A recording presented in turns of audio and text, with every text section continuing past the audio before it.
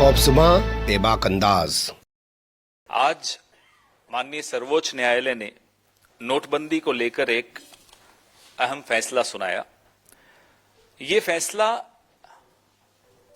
4-1 का फैसला था। एक माननीय जस्टिस ने डिसेंटिंग नोट भी अपना, एक विरोध भी अपना दर्ज किया। फैसले में नोटबंदी के फैसले की जो प्रक्रिया है उसको सही ठहराया गया है। फैसले के ऊपर या फैसले के जो नतीजे निकले उस पर कोई चर्चा नहीं की, उस पर कोई निर्णय नहीं दिया। जो 1934 का आरबीआई एक्ट है उसका सेक्शन 26(2) यह फैसला सिर्फ उस पर केंद्रित था कि उसकी कोई अवहेलना नहीं हुई, उसका पालन हुआ गया। अलावा इसके माननीय सर्वोच्च न्यायालय ने न इस पर कोई टिप्पणी की कि क्या नोटबंदी से आतंकवाद कम हुआ, क्या नोटबंदी से जो करेंसी सर्कुलेशन में थी, काला धन सर्कुलेशन में था, क्या वो कम हुआ। इस सब पर कहीं कोई एक शब्द भी इस निर्णय में नहीं है। तो यह कह देना कि माननीय सर्वोच्च न्यायालय ने नोटबंदी को सही ठहराया है, मुझे लगता है गलत होगा।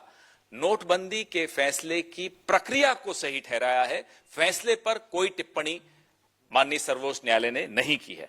यह स्पष्ट फर्क हम लोगों के दिमाग में रहना चाहिए। जो सुबह से चलाने की कोशिश की जा रही है सरकार द्वारा कि नोटबंदी जीत गई, नोटबंदी को सही ठहरा दिया गया माननीय सर्वोच्च न्यायालय द्वारा, यह बिल्कुल गलत है।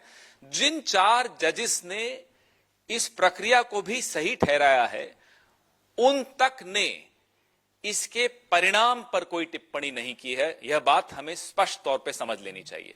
हमारी आपत्ति, इस देश की आपत्ति परिणाम पर थी कि नोटबंदी से हुआ क्या, इस देश को क्या हासिल हुआ।